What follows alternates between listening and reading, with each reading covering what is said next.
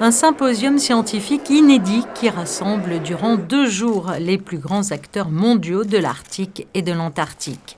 Un fait rarissime, ces experts ayant peu l'occasion de se rencontrer et d'échanger ensemble. Un symposium qui permettra ainsi d'aborder des questions liées à la manière et à la vitesse à laquelle les changements dans les régions polaires affectent le climat et en quoi cela concerne les systèmes vivants et sociaux et nous en particulier.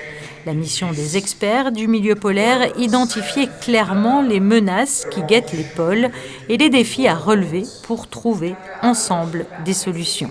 Décrypter les grands enjeux de ces terres lointaines en ouvrant le dialogue, tel est donc l'objectif premier de ce symposium. Il n'y avait pas, à l'heure actuelle, de moment où ces scientifiques pouvaient échanger sans qu'il y ait d'interface politique. Donc tout d'abord, monter une plateforme, faire un état des lieux sur la situation dans les 2 régions polaires, connaître l'impact du changement climatique mondial sur ces régions, sur les sociétés et les économies locales, mais aussi et surtout, c'est peut-être moins su, connaître l'impact du changement intervenant dans les régions polaires sur le climat mondial. Parce qu'il y a effectivement une interaction très forte entre les deux. Les régions polaires étant, et on le dit souvent, des laboratoires en accéléré de ce qui se déroule à l'échelle mondiale.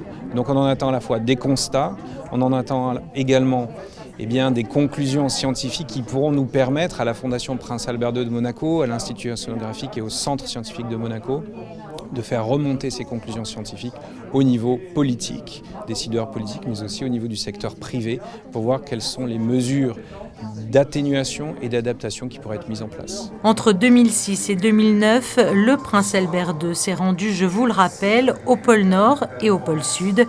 Il est à ce jour le seul chef d'État à s'être rendu dans ces 2 régions polaires depuis les 13 dernières années. Et lors de ce symposium, un ouvrage inédit de Robert Calcagno a été dévoilé. Il s'intitule « Au cœur des mondes polaires entre réchauffement et convoitise », paru aux éditions Glénat. Un livre richement illustré qui permet de mieux comprendre la fragilité de ces régions polaires et la nécessité de les préserver.